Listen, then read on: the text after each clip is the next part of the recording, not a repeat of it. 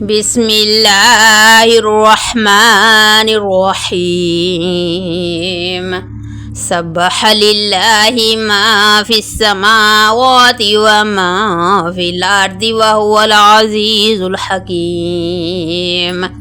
يا أيها الذين آمنوا لم تقولون ما لا تفعلون كبر مقتا عند الله أن تقولوا ما لا تفعلون إن الله يحب الذين يقاتلون في سبيله صفا كأنهم بنيان مرصوص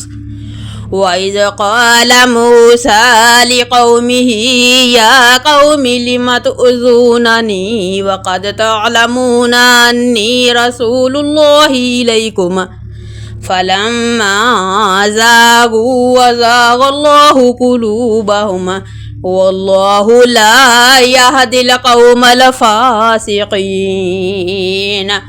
وإذ قال عيسى ابن مريم يا بني إسرائيل إني رسول الله إليكم مصدقا لما بين يدي من التوراة ومبشرا برسول يأتي من بعد اسمه أحمد فلما جاءهم بالبينات قالوا هذا سحر مبين ومن أظلم ممن افترى على الله الكذب وهو يدعى إلى الإسلام والله لا يهدي القوم الظالمين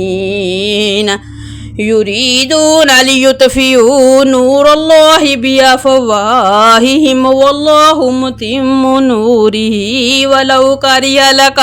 الكافرون هو الذي أرسل رسوله بالهدى ودين الحق ليظهره على الدين كله ولو كره المشركون يا أيها الذين آمنوا هل أدلكم على تجارة تنجيكم من عذاب أليم تؤمنون بالله ورسوله وتجاهدون في سبيل الله بأموالكم وأنفسكم ذلكم خير لكم إن كنتم تعلمون يغفر لكم ذنوبكم ويدخلكم جنات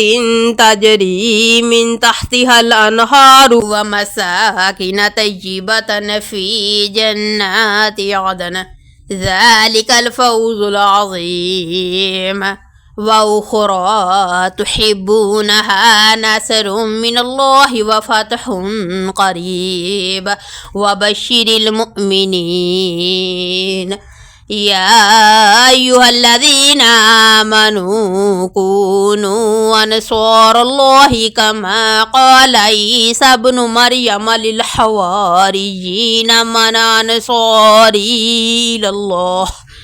قال الحواريون نحن أنصار الله فآمنت طائفة من بني إسرائيل وكفرت طائفة فأيدنا الذين آمنوا على عدوهم فأصبحوا ظاهرين.